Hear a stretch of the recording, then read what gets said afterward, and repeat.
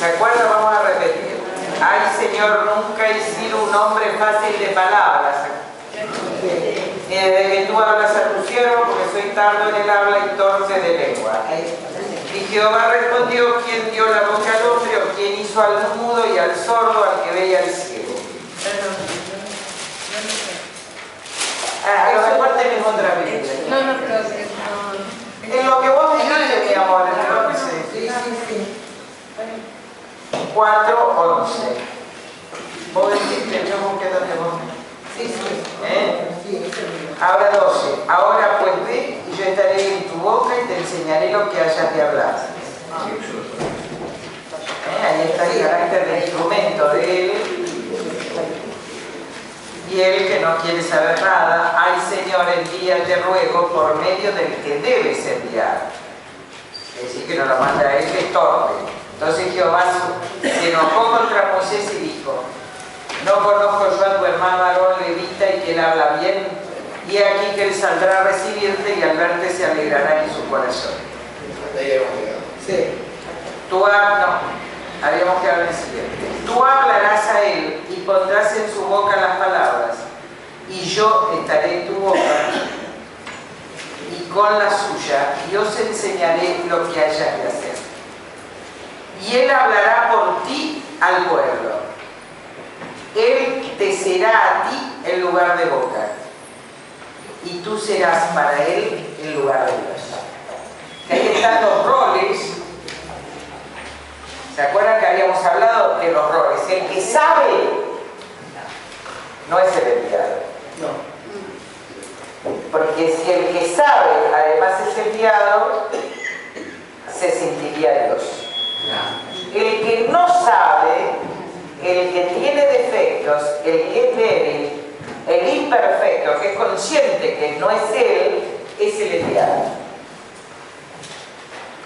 Por eso hay un libro que se lo vamos a pedir, que yo lo regalé, que dice, que está en relación a David, pero que puede ser aplicado a Moisés, porque David también era un ser absolutamente imperfecto, con enormes debilidades, donde dice: Dios requiere de sus elegidos un corazón contrito y humillado. O sea, que Dios humilla ante los demás al elegido para que nunca crea que es él.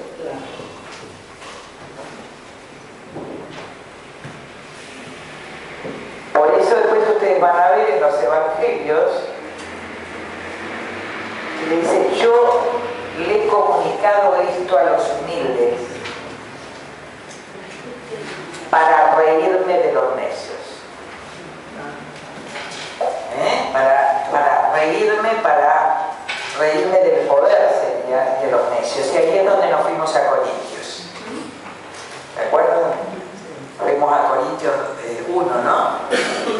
Donde dice: locura para los griegos, escándalo para los judíos, y la crucifixión, la paradoja de la crucifixión, como la gran resurrección para los cristianos. Y Corintios está igual.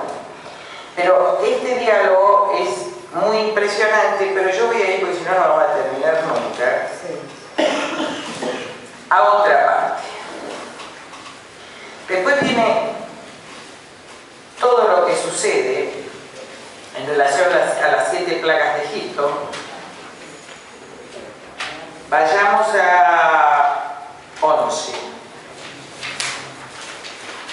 La última plaga, la anterior, es la plaga de las tinieblas. Vamos a leer la plaga de las tinieblas y la muerte de los primogénitos. Es terrible. Este Jehová, que este Dios único, es un Dios además guerrero. No es el Adonai, no es el Dios amoroso de la misericordia. Este es un Dios que está fundando un pueblo y construyendo una nación. Por eso algunos dicen que el Dios de los judíos es un Dios mucho más duro y más terrible que el Dios de los cristianos. En realidad es el mismo Dios, que actúa en en los judíos ustedes van a tener por un lado Yahvé o Jehová, que es el duro, que es el guerrero, que es el que construye naciones, que es el que castiga a los pueblos, y el Adonai, que es el de la misericordia. Dios es las dos cosas. Lo cual demuestra además que Dios es la luz y la tinieblas. Cosa que se repite, que está en Isaías y que se repite en Juan. Yo creo las tinieblas y yo traigo la luz. ¿Se acuerdan del noche y del día? Esto es uno de los temas más discutidos y después algún día vamos a dar una clase sobre el mal acerca de si las tinieblas, de lo que ustedes tienen que estar seguros es que las tinieblas interiores, ¿vieron la oscuridad interior? Porque todo esto ustedes lo tienen que remitir a lo que sienten, Esto no es ajeno a nosotros. Nosotros todos los días tenemos estas cosas. ¿Vieron que uno está confundido, encerrado, uno está en tinieblas? Esas tinieblas interiores son de Dios. Son de Dios. Cuando los psicoanalistas llaman angustia, ¿no? Pero hay esa oscuridad interior, esa confusión interior, muchas veces es de Dios y muchas veces es para purificar. Y muchas veces, la mayoría de las veces es para purificar. Por eso los grandes místicos han tenido periodos de oscuridad y tinieblas terribles. Cuanto más luz, más tinieblas. Porque no se puede ver a la luz cuando tu alma está sucia, pero tampoco se puede ser fuerte si no salís de las tinieblas. Es decir, la fortaleza, la obediencia de Dios, la templanza, la paciencia, surgen, que son las características del Espíritu de Dios, surgen de procesos de prueba. Y una de las pruebas es las tinieblas. Esto lo vamos a ver en toda la mística. Sí. Es como el de Sardán, que dice que hasta lo malo es bueno. Sí, menos también, es cierto. Acá viene la plaga de las tinieblas.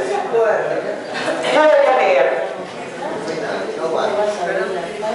Y siempre tienen que entender esto no solo en términos históricos, el que cría, sino en términos de metáfora. Porque esto sucede en todas las vidas personales y en todas las vidas colectivas.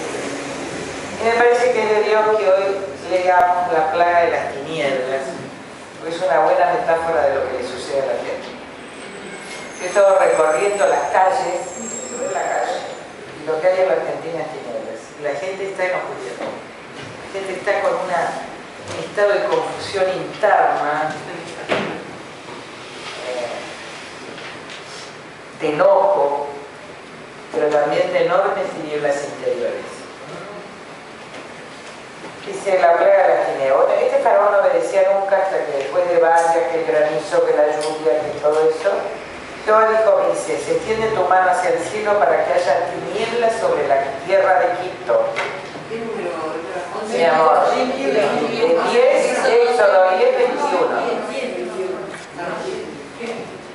Éxodo 10, 21. ¿Está? Él dice: extiende tu mano hacia el cielo para que haya tinieblas sobre la tierra de Egipto, tanto que cualquiera las palpe. Y extendió Moisés su mano hacia el cielo y hubo densas tinieblas sobre toda la tierra de Egipto por 3 días. Ahí van a ver que estos 3 días son siempre 3 días. Son 3 días para la resurrección, son 3 días de oscuridad. Por eso todas las visiones escatológicas que están ahora, del fin del mundo, etc., vieron que hablan de 3 días de oscuridad, que hay que prender velas, etc., hablan de esos 3 días. Miren dónde están. Ninguno vio a su prójimo, no se podía ver al otro por las tinieblas. ¿Vieron que es una metáfora? Sí. Porque es adentro, no es afuera. Ninguno vio a su prójimo, ni nadie se levantó de su lugar. Mas todos los hijos de Israel tenían luz en sus habitaciones. Es decir, todos los egipcios no podían ver. Los que iban a ser salvados podían tocarse y podían ver. Entonces Faraón hizo llamar a Moisés y dijo, en esta metáfora, marquemos así, metáfora de las tinieblas. Las tinieblas son adentro. Es adentro, es abajo. Siempre que ustedes lean arriba, es adentro y abajo. Todos los creyentes y los no creyentes y los del New Age y los que andan con las profecías mayas, ¿vieron? Siempre están esperando el signo. Que se caigan las estrellas, que se caiga el sol. Lo que es arriba es abajo. Lo que es adentro es afuera. Lo que es afuera es adentro. Si ustedes tienen claro eso, tienen claro todo. Es exactamente paradojal. Y esto es, cuando veamos el pensamiento en paradoja, se van a dar cuenta que es en todas las religiones y creencias igual. Entonces, que quien tiene una vida espiritual es al revés de lo que se piensa. Por eso, muchísima gente que cree en el Dios del supermercado quiere el milagro. Y como se dice en una parte de la escritura, de la nueva escritura, no va a haber signos. Yo llegaré, el que no esté atento, el de las novias veladoras, esto también está en Isaías, yo no voy a avisar. Por eso nunca nadie va a saber. Ahora cuando llegue y vos estés entretenido en otra cosa, sonante. Y ahora vamos a anunciar la muerte de los primogénitos, que es lo más duro de esta lectura del Éxodo. Como el faraón no obedece, dice, una plaga traeré aún sobre Faraón y sobre Egipto, después de la cual os dejará ir de aquí. Este castigo realmente es terrible y rompe toda regla humanitaria. Habla ahora al pueblo y que cada uno pida a su vecino. Acá viene la Pascua judía. Por eso lo vamos a leer todo. Este es el Pesaj. Este es el Pesaj real. El Pesaj de hoy es un memorial.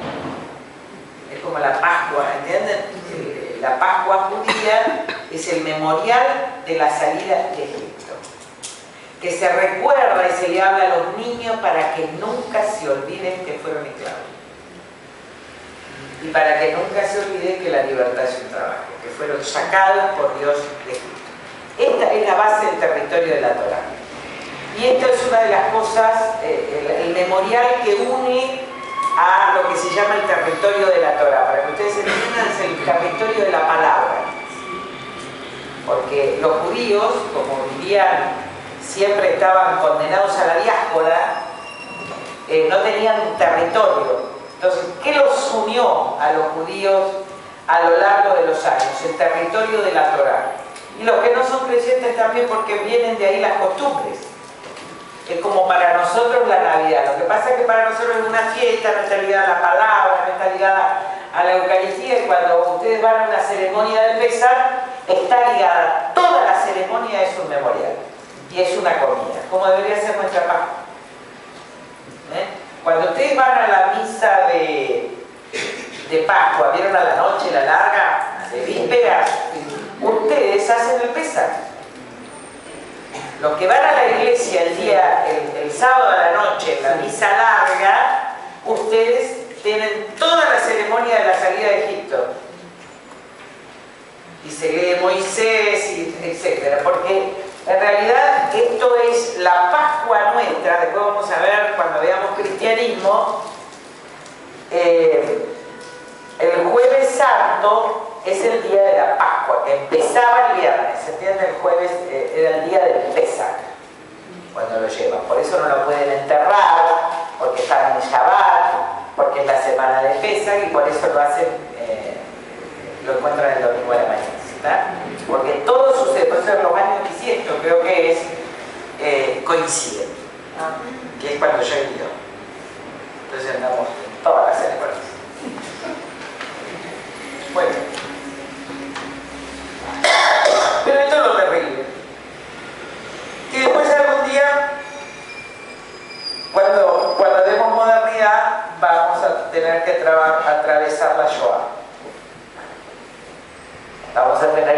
encabezar la matanza de millones de judíos en los campos de concentración en Alemania. Porque eso es algo que no solo debe tener un sentido histórico, racional, moral, pero que tiene como una doble lectura, a la luz de la humanidad, a la luz de la nueva humanidad, pero que también admite una lectura religiosa donde hay grandes discusiones en el seno del judaísmo. Bien, yo tengo mi propia lectura que yo... Pero algo de ese orden religioso sucede ahí.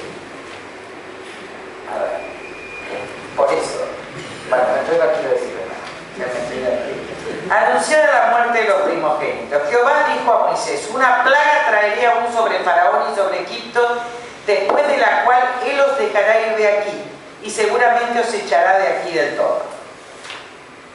Habla ahora al pueblo y que cada uno verá su lengua, para que sepáis que Jehová hace diferencia entre los egipcios y los israelitas. Es terrible. Por eso este Dios es un Dios que construye una nación, es un Dios guerrero. No puede ser analizado a la luz del Adonai, ni a la luz de la justicia, porque finalmente el pueblo egipcio no tenía la culpa de lo que hacía el faraón. Y descenderán a mí todos estos tus siervos, e inclinados delante de mí dirán: vete, tú y todo el pueblo que está debajo de ti, después de esto yo saldré. Y salió muy enojado de la presencia de Jehová. Bueno, no importa. Después sigue. Pero el faraón tampoco hizo caso. Es decir, el otro va, le avisa, no hace caso. Y ahí viene: saldrás. Ustedes tienen que marcar, les dice, todas las casas de los judíos tienen que marcar, tienen que matar un cordero.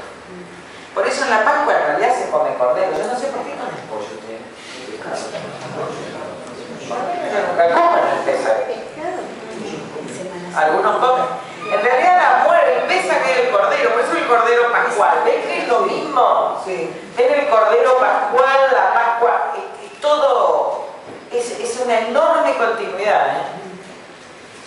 Entonces, le dice que ustedes tienen que matar el cordero, que lo van a cocinar y lo van a comer, tienen lugar abierto para que venga el profeta Elías, y tienen que marcar su casa con la sangre del cordero, porque va a pasar el ángel de Dios, que en realidad es un ángel guerrero, debe ser el arcángel Miguel. ¿Se entiende? En términos religiosos es de guerra, es un ángel de muerte. Entonces dice, ahí, el 14 creo que se decía, bueno, tal fecha, ustedes van a marcar, yo pasaré y mataré a los primogénitos, y ahí ustedes saldrán. Y ese día, ustedes lo recordarán, porque será el día que yo los saqué del dominio del faraón.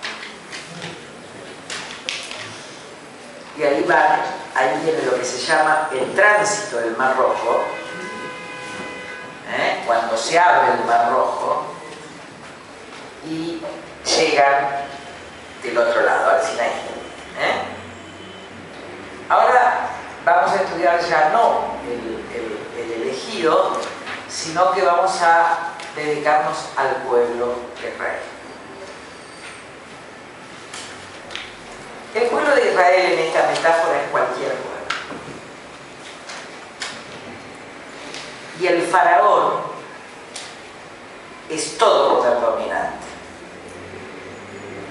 Por eso la lectura, para hacer un análisis político, de teoría política, lo que hay que analizar es todo esto como metáfora de la libertad o como metáfora de la liberación. Ahora, lo cierto es que muchos pueblos han salido a su libertad después de un gran dolor.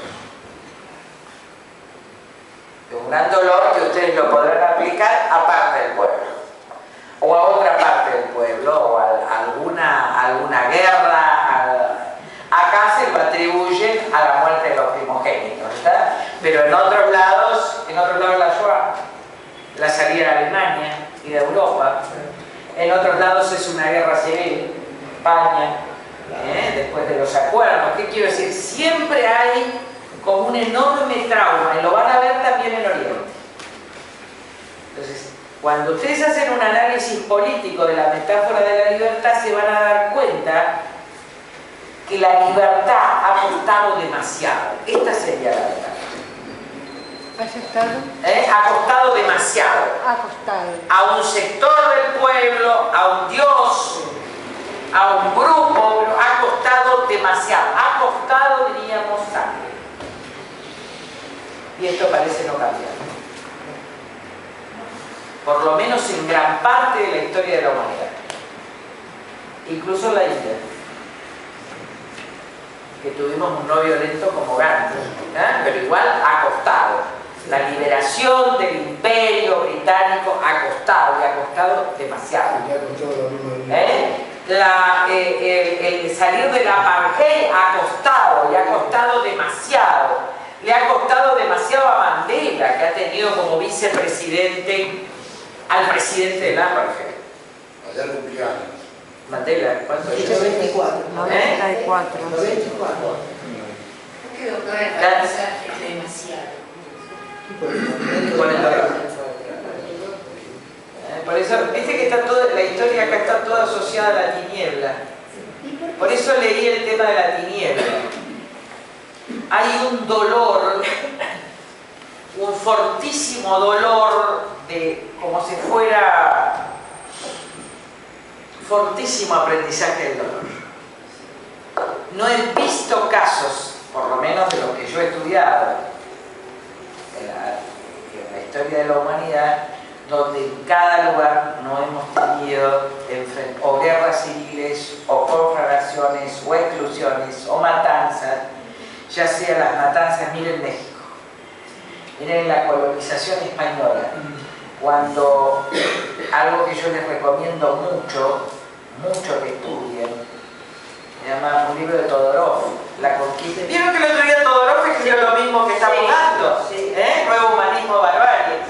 Él tiene un libro que para mí es la clave de entender América del Sur, que es la conquista de América o la cuestión del otro, que los que fueron al instituto lo saben, error cultural, lo de Montezuma. Porque cuando ustedes leen a los nahuales esperan el Dios a partir del cual vienen los 500 años que terminan en el 2012. Que son de dominación. Algunos de la UNAM dicen que incluso son tribus judías, los que llegan.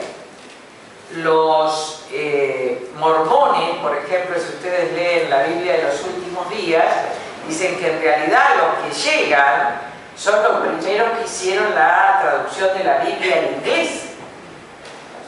Perdón, la traducción, claro, del latín al inglés. Es decir, ¿qué hay en relación a todo eso? Lo cierto es que hubo una matanza enorme. Lo cierto es que una civilización extraordinaria fue aniquilada por 200 hombres. ¿Cuál es el papel de la Malinche ahí? Es muy interesante, porque la Malinche decía, lo que pasa es que en México son muchas naciones.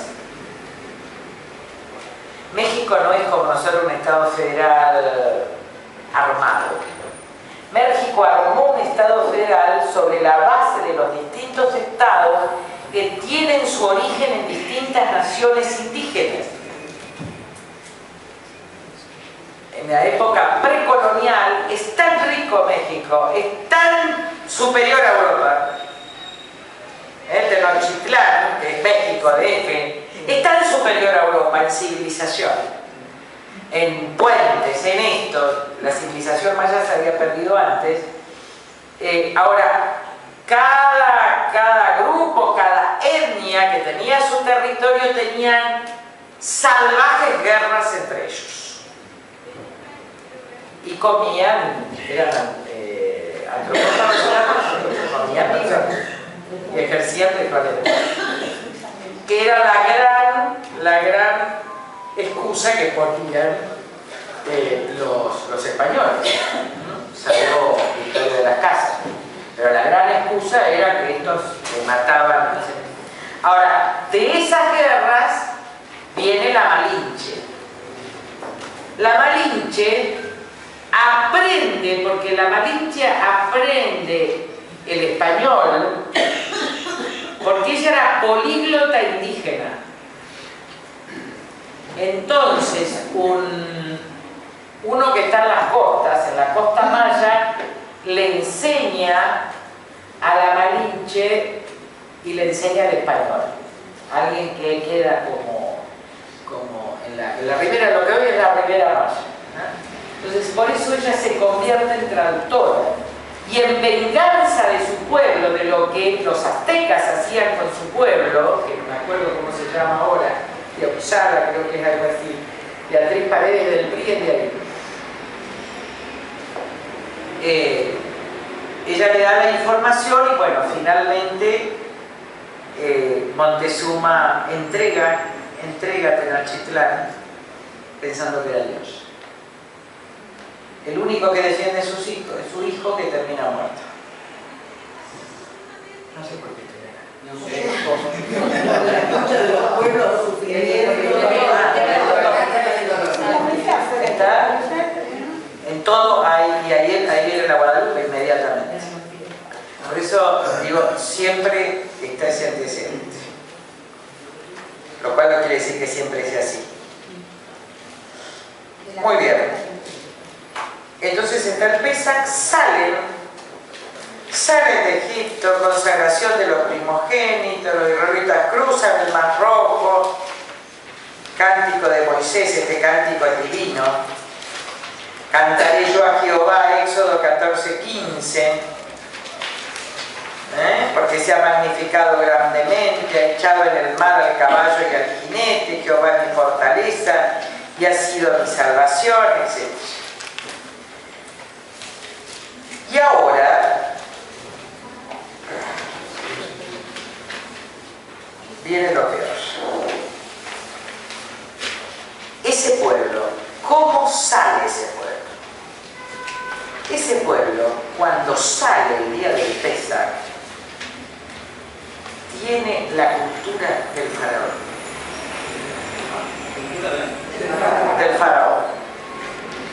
No se olvide que ser esclavo era algo absolutamente natural. De hecho, lo es hoy. Lo es hoy. Vos te encontrás con gente sometida, mujeres sometidas, pobres sometidos, ricos, ¿verdad? Y la esclavitud de otro, la sensación de dominio de otro está naturalizada. ¿Se imaginan lo que era en esa época? Donde no había ninguno de los conceptos ni de la intención de derechos humanos, etcétera, de otras cosas, de autonomía. En consecuencia, ese pueblo sale confundido. Siempre van a mirar hacia atrás. Porque ese pueblo sale después de una matanza. Ve matar, ve muerte. Ellos se van salvando, pero es un pueblo que va con un sordo mudo. ¿A dónde va ese pueblo? No se sabe. No se sabe si va a cruzar el Mar Rojo y no se sabe qué hay detrás del Mar Rojo. Es un pueblo en la incerteza. Y ese pueblo no tiene la fe de Moisés, ni tiene el diálogo que Dios tiene con Moisés. Ese pueblo, la única imagen de certeza que tenía era el faraón. En consecuencia, es un pueblo que siempre va a mirar para atrás, aunque celebre el Pesach. Para más datos, le dan miedo a la libertad del infierno. Esos somos nosotros. Esa es la metáfora del miedo a la libertad. Porque la libertad supone siempre la incerteza, o grados de incerteza mayores. Y la libertad supone siempre la responsabilidad por los actos. Son responsables de cada acto y en lo colectivo también son responsables. Libertad y responsabilidad son términos que van juntos, salvo en la posmodernidad. El quiero, la responsabilidad, etc. Pero la libertad y la responsabilidad son como la cara. Entonces uno siempre prefiere, por eso esto es mirar al faraón, uno siempre prefiere la comodidad de la esclavitud. Hay otro que piensa por vos. La esclavitud es cómoda. Claro. Es la situación más cómoda de la vida. Por eso hay tantas personas que se quejan, pero no hacen nada por salir.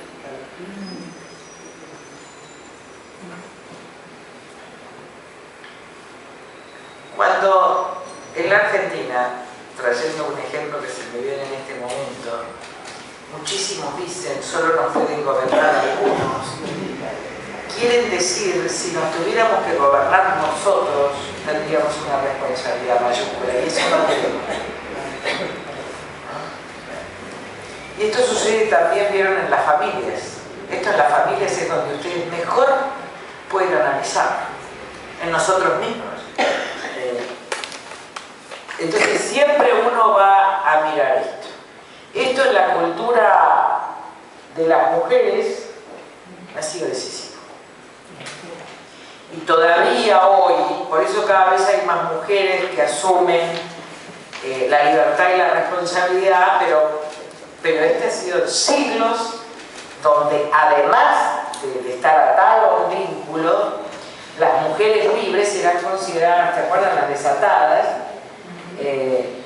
Más allá de las decisiones, las mujeres han marcado muchísimas situaciones terribles, porque en realidad no sabían si iban a cruzar el Mar Rojo, no sabían si iba a estar el monte de Sinaí.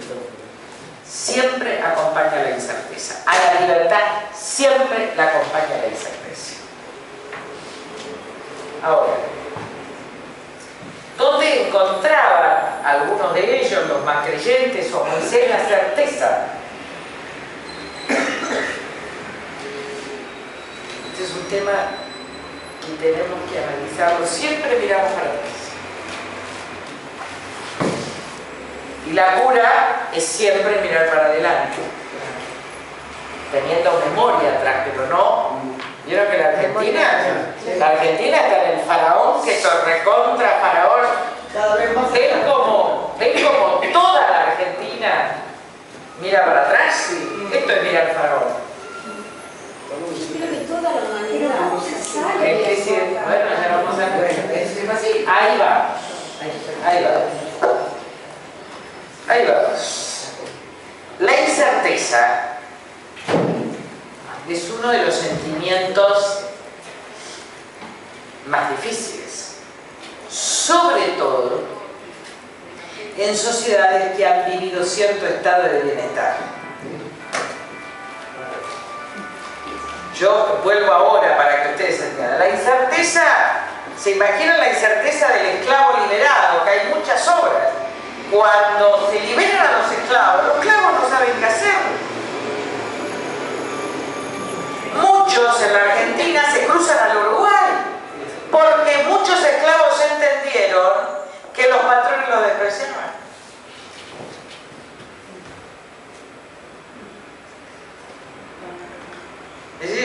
¿Y cuántos hijos? ¿Viste que vos lo querés que se vayan de la casa y que no lo querés más?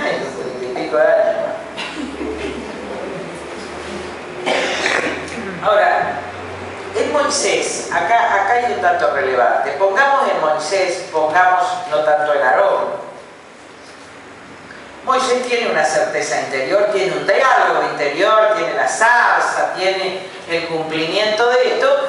Y Moisés tiene fe y tiene esperanza. Tiene una fe, y tiene lo que se llama la obediencia. Él tiene la certeza puesta en la fe, en la confianza en Dios. Él tiene eso, pero no es todo el pueblo. Tienen esperanza, pero no saben de qué. Tienen fe, no saben de qué. Y ahí viene el gran diálogo entre el pueblo, Moisés, porque acá empieza a entrar el pueblo, y Dios. Y esto es imperdible. Yo voy a pasar algunas, pero les voy a contar esto. La síntesis es la siguiente. Moisés sube a buscar las tablas y le dice: yo voy a volver a hablar con Dios. Ahí se cerca el territorio sagrado. ¿Por qué? Porque si el pueblo también quiere ver, puede ser quemado por esa luz. El único que está purificado para no ser aniquilado es Moisés y otros sacerdotes que están ahí. Pero no puede ir todo el mundo porque esa luz de Dios puede matar, ¿no?, literalmente a los que están. Territorio sagrado, cercado, se va. Y los otros están en la incerteza, están esperando que el tipo baje, el tipo no baja. Y quieren algo que sustituya al faraón. Entonces le dicen a Aarón, que es el que sabe: vamos a juntar todas las calacas de oro y todas las cosas de oro y vamos a hacer algo que se parezca a un ídolo. Algo que se parezca a un dios. Es maravilloso, chicos, si ustedes entienden así. ¿Me entienden cómo hace esa metáfora? Algo que se parezca a un dios. Y entonces hacen el becerro. Y Aarón les hace el becerro para que se entretengan, porque el otro no bajaba.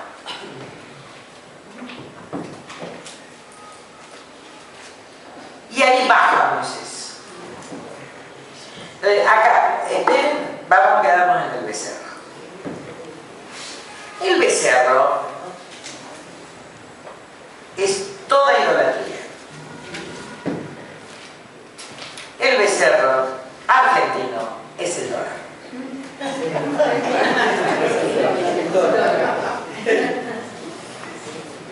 Está Dios, están las creencias, está el Instituto Anares, está el gobierno. El Dios, el becerro en la Argentina es el dólar.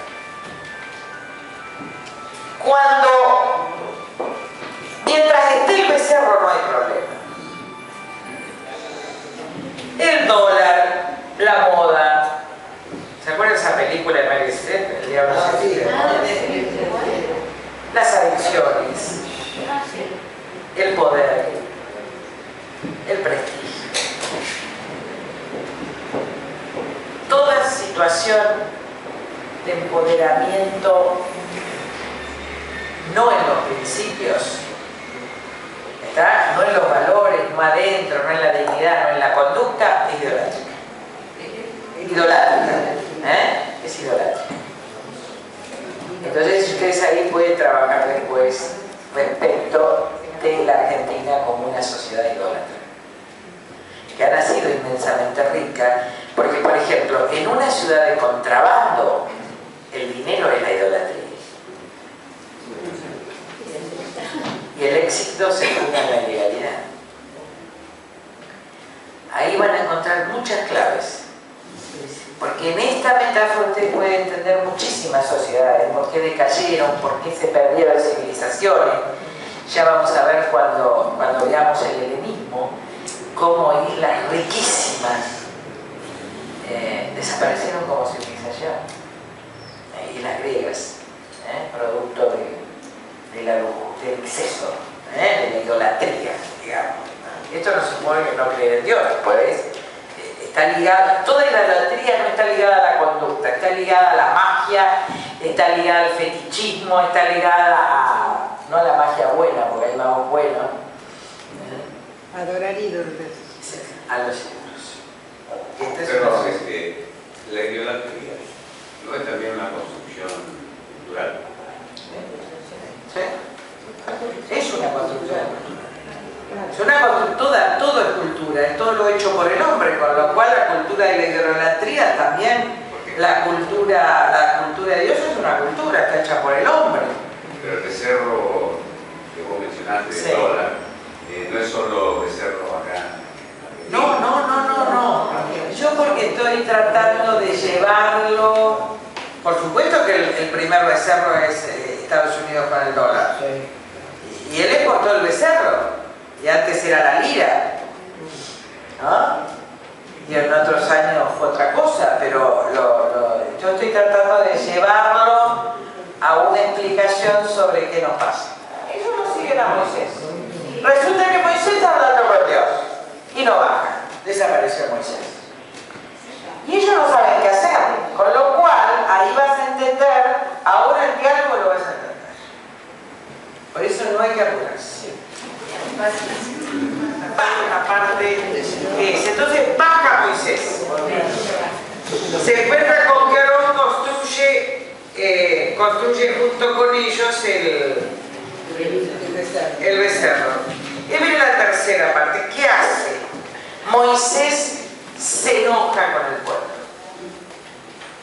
Ahí viene la parte del enojo de Moisés con el pueblo. Después de todo lo que pasaron, después de todo lo que hicieron, terminan en lo mismo. Ahí se juega lo que se llama la paciencia. El pueblo deja de creer por impaciente. Primera respuesta. ¿No ves que lo había abandonado? Sí, pero en realidad es porque no tiene paciencia. A ver, cuando un tipo te va a invitar a salir y no te invita por 2 días, ¿vos crees que no te llama nunca más? Sí, claro. Pero si no te invita, ellos no creían tanto. No te olvides que ellos salen confundidos. Entonces, la verdad, cuando él llega se enoja, pero es un enojo brutal contra el pueblo y rompe las tablas. Como diciendo, este pueblo... Qué lástima. Si alguien me fuera a buscar la otra clase. Ustedes lean en cualquier Biblia, porque esta Biblia algo le pasa. Y ahí viene algo que le pasa a Moisés. Moisés le pide a Dios que castigue a su pueblo. Que lo castigue. Que lo castigue. A este pueblo impaciente, a este pueblo idolátrico. Y Dios tiene ira. ¿Se imaginan? Lo liberó de Egipto, le hizo pasar el Mar Rojo, les dio todas las pruebas y no pueden esperar unos días. Entonces, Dios tiene ira y ahí se produce en Moisés una conversación con Dios donde dice: cierto, son idólatras, son impacientes, pero han sufrido tanto. Y son mi pueblo, y son tu pueblo. Toda traducción la pueden encontrar, yo la estoy que dice así. ¿Quién es? Claro, y son mi pueblo y son tu pueblo. Primero la furia, rompe las tablas, se enoja con todo, le pide a Dios que lo castigue, Dios tiene ira y se lo voy a eliminar. Y él ahí pide por su pueblo. Y en esa relación de amor y justicia, entre Moisés, Dios y el amor por el pueblo, Dios le contesta: yo los perdono, pero no los dejaré sin castigo. Yo los perdono al pueblo, pero no los dejaré sin castigo.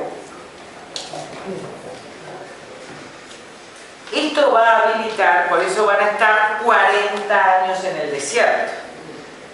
Esta es la explicación de los 40 años en el desierto por no creer, por no esperar, por la impaciencia. Pero a mí me interesa esa frase: yo los perdono pero no los dejaré sin castigo. Porque este va a ser uno de los grandes temas morales, filosóficos y políticos del siglo XX. Perdón, es lo mismo que hizo el Papa cuando fue a visitar a quien lo había atacado y lo perdonó, pero... Este es un tema que además tiene enorme relación con la Argentina, que es qué relación hay entre el perdón y la justicia. Es el tema, ha sido el tema en Sudáfrica, ha sido el tema en la Argentina, y acá está muy clara la respuesta. La justicia es independiente del perdón.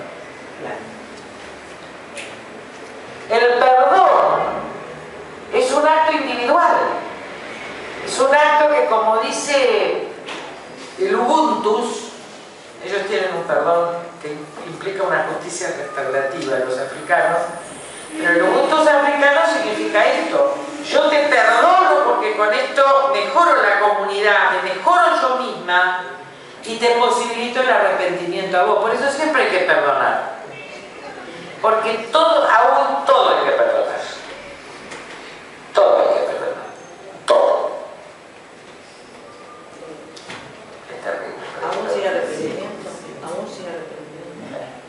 Porque el perdón, a ver, Te libera, ¿no? el perdón es individual, es un acto de amor individual que es independiente del otro.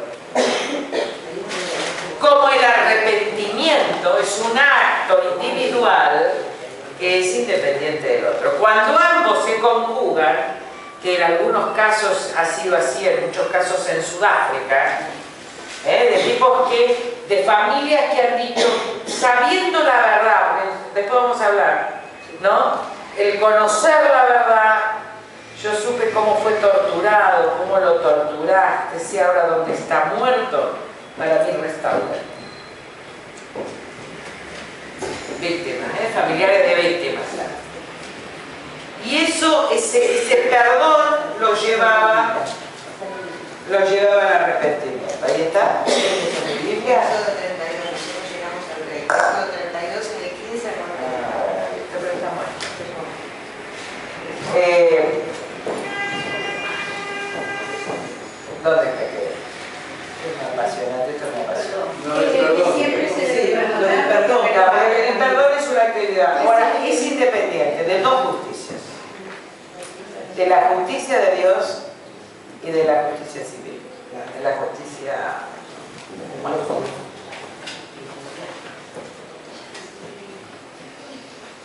Hay innumerables libros sobre el perdón de Derrida, innumerables libros sobre el tema del perdón.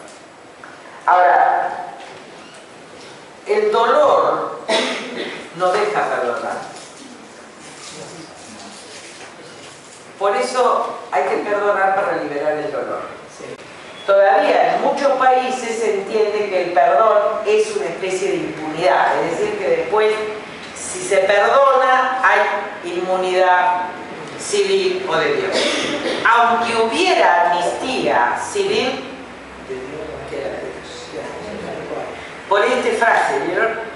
Yo los perdono, pero no quedará sin justicia. Cada uno de nosotros, en consecuencia, vamos a tener justicia para lo que creemos, independiente de nuestro arrepentimiento y de nuestra capacidad de perdón. Seguramente esa justicia será infinitamente menor a la que nosotros tendríamos si no perdonamos, si no nos arrepentimos, si reiteramos las conductas. Pero yo lo perdono, pero no quedará sin justicia. Para mí es el amor. Ahí viene otro texto, que lo van a ver en ese reportaje a Golda Meir, que es cómo se hace justicia ilegalmente por parte de los países en guerra o con atentados por fuera del sistema judicial y jurídico de cada estado. Ahí habría que perdonarse entonces. Esto es el reportaje a Golda Meir. ¿Ellos quieren que le traigan la fotocopia? Sí. No, yo quería preguntarte, porque desde un punto de vista social, institucional, de construcción, el tema de la justicia tiene se salda de otra manera, pero desde lo personal, claro, sería salirse de los ideologemas en los cuales estamos, pero desde un punto de vista personal, ¿vos nunca pensaste que en realidad el perdón tiene que ver con una denegación personal, con una suerte de economía psíquica que el sujeto necesariamente necesita transar para no hacerse cargo de lo que implica precisamente aquello que causa su necesidad de perdón? Entonces, es otro camino, pero en realidad yo sinceramente pienso eso. Esto no quiere decir que uno asuma personalmente niveles de venganza, pero en realidad el tema del perdón para mí es una construcción personal, para salirse uno mismo de la responsabilidad de actuar. Si no tiene que hacer algo, cuando no perdona, le cierra la herida. No, porque ahí cuenta las dos cosas. Uno puede buscar justicia perdonando. Claro. Porque Isaías está muy claro, además, pues, que es el gran profeta del judaísmo y que es un poco la frase de la mía: justicia, justicia perseguirás. Una cosa es el espíritu con que buscas justicia. Recuerda que yo lo dije en un reportaje: si el espíritu es justicia para reconciliar el país, la vía, que yo le puse a Kirchner eso en el 2003, la vía es la nulidad de la obediencia de vida. Ahora, si el espíritu que conduce a esa justicia es la venganza, esto no tiene No. ahí está.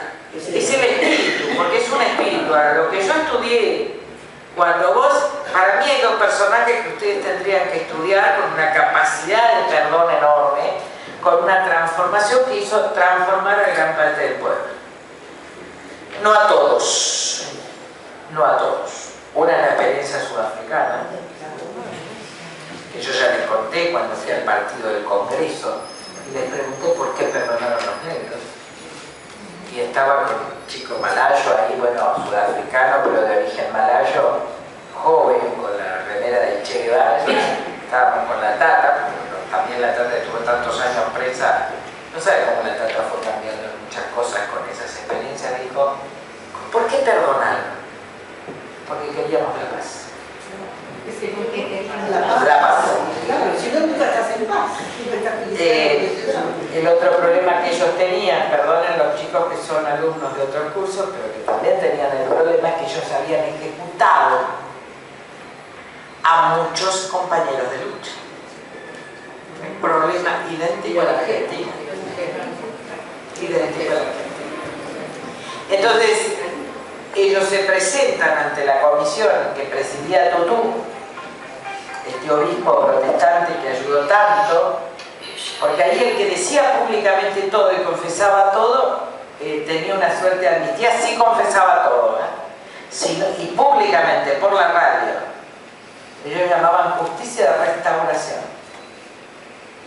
Yo prefiero, a mí me gusta esa justicia. Era ahí, no era la cárcel, era la confesión de cómo lo torturaba, y la familia y el lugar donde estaban muertos, etc. Pero yo, en el partido del Congreso, que finalmente llevó a cabo la liberación, el problema que tenían es que habían ejecutado a muchos compañeros. Que su causa había sido justa, pero que en el camino habían violado muchos derechos humanos. Y ellos pidieron perdón. Y juntaron a las víctimas. Este es otro tema que les permitió juntarse con las víctimas del propio movimiento, que eran sus compañeros. Yo creo que en la Argentina ese es el principal tema, que queda borrado junto al hambre que pasaron los padres de los inmigrantes. ¿Vieron? De eso no se habla, de lo que dejaron en Europa con la matanza indígena. Acá hay un tema de una heroicidad construida en epopeya, en prepotencia, porque no se puede hablar de lo que había que confesar para curarse. ¿Cuándo se cura el partido del Congreso? Cuando confiesa que ha ejecutado compañeros. ¿Cuándo nos vamos a curar y empezar una nueva historia? Cuando muchos confiesen que ejecutaron compañeros. Porque eso te cierra, eso te impide hablar. Entonces vos tenés que forzosamente no reconocer errores y forzosamente ser héroe. Porque en el fondo, recuerden que el olvido siempre es un recuerdo imborrable, que en consecuencia ese recuerdo imborrable está ahí. Pero es un poco el perdón, poder pasar el perdón a sí mismo. Claro, porque cuando vos perdonás, ¿entendés? Vos perdonaste, puedes perdonar. Pero ese es un tema que no se habla en Argentina. Lo habló del Marco, que que ha sido montonero en Córdoba, en una revista extraordinaria, donde dijeron: nosotros tenemos que decir que llevamos a algunos jóvenes, que muchos murieron, los dirigentes, y terminó ahí. Pero creo que ese es un tema, lo hablamos. Norma Morandini, ¿vieron? La senadora, creo que tiene el libro. Ustedes saben que sus hermanos murieron ejecutados por montoneros, y eran montoneros. Esto es algo que va a quedar en la nación como una herida no resuelta hasta tanto eso no se produzca. Y lo que pasó en Sudáfrica, esto fue liberador. El movimiento del Partido del Congreso necesitaba eso. De todas maneras, el Partido del Congreso ahora está muy mal, el más corrupto de todos hoy es el presidente, no son procesos lineales, no hay que ver cómo muchas organizaciones de derechos humanos cuestionaban a Mandela porque no fue fuerte, en los que no confesaron, porque lo que pasó en Sudáfrica fue algo muy curioso. Perdonaba más la gente que los propios tipos, que los propios culpables del apartheid. Ellos no se sentían culpables, como Videla, ¿vieron? Claro, tal cual. Ellos no se sentían, perdonaban más a nosotros, pero no había, en realidad eso es el cielo.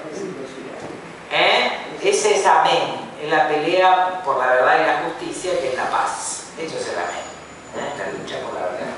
Ahora, esa reconciliación, fíjense cómo se funda en la justicia y en el perdón como dos cosas independientes. Y esto hay que trabajarlo, porque esto es lo que hace confundir a muchos. Esto confundió siempre mi propia posición. Porque yo digo, nuestra generación se tiene que arrepentir. Bueno, lo digo muchas veces, pero uno se arrepiente de toda la responsabilidad de lo que dio, de lo que no dijo, de lo que silenció, de lo que siempre. Pero también en el 74 y 75, digo, pero es una generación equivocada y hay que poder entender cuáles son tus errores para que tus hijos y vos mismo no repitas siendo grande. Pero bueno, me parece que ahí, fíjense, ese texto habría que trabajarlo en una tesis. Ese es el texto. Son dos palabras. Y lo dice Jehová. Están 40 años en el desierto. Y después le pasa el maná del cielo, etcétera, etcétera. Pero, claro que a lo mejor es un mecanismo de negociación. Yo eso no entiendo.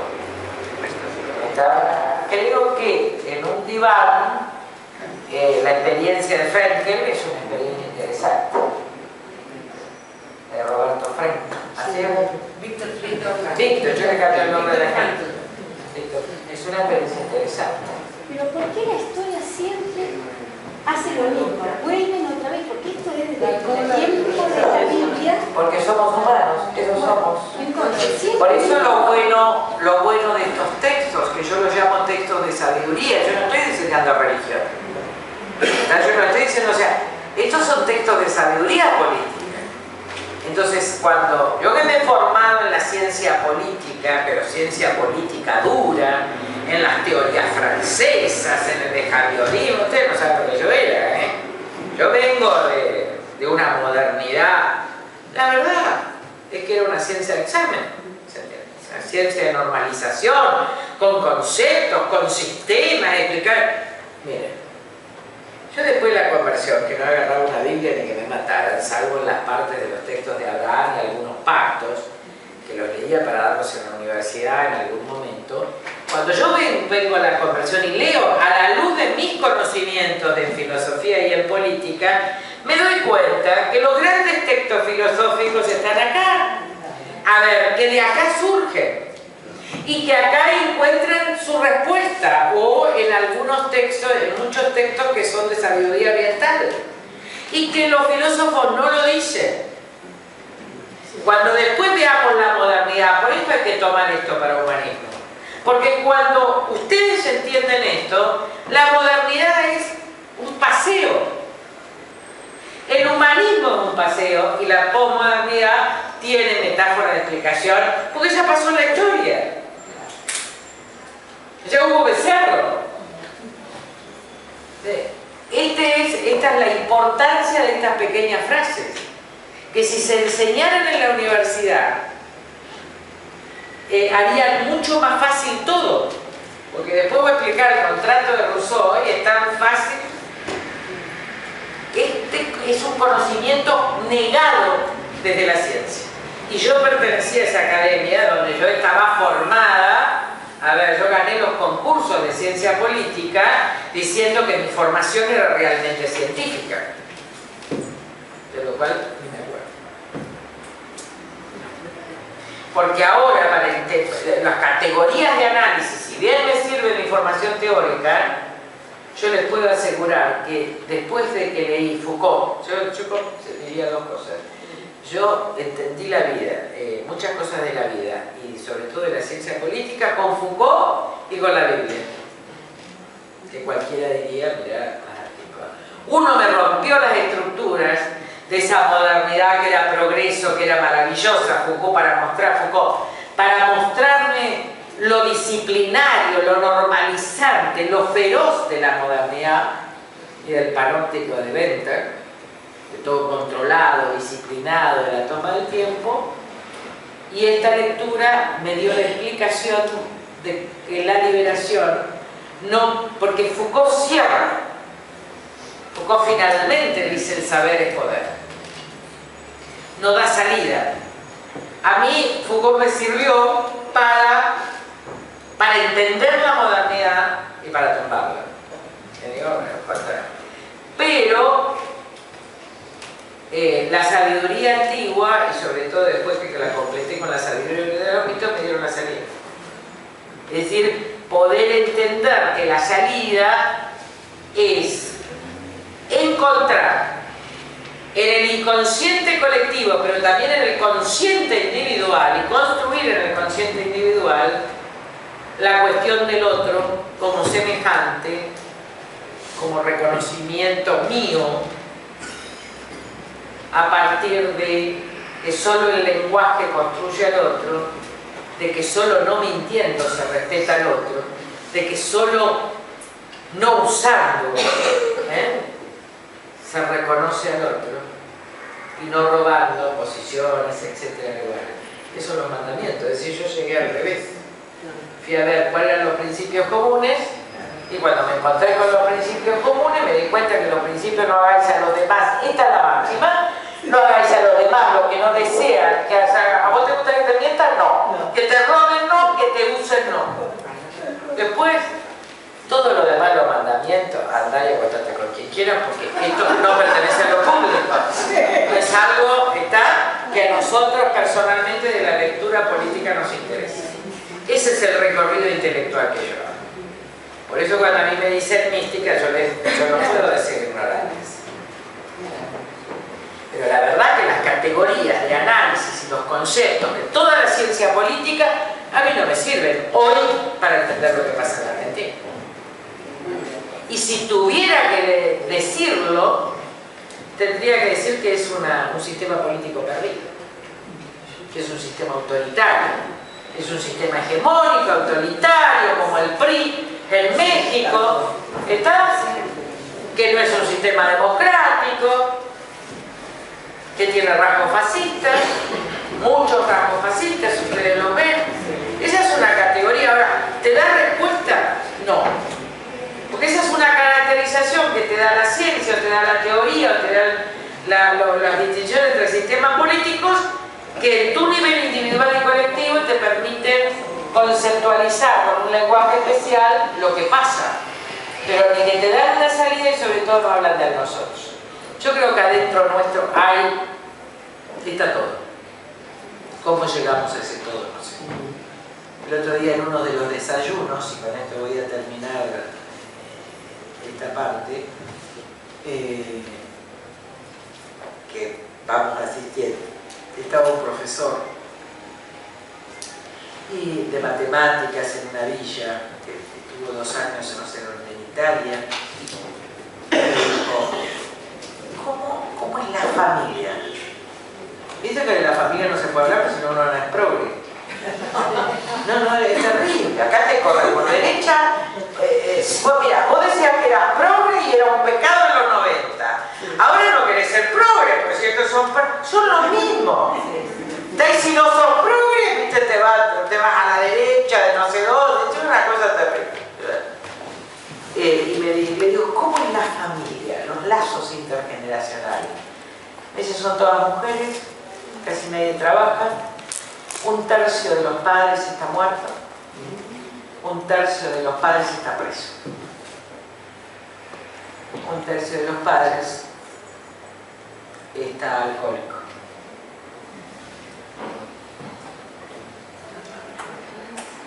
Y yo creo que es demasiado castigo.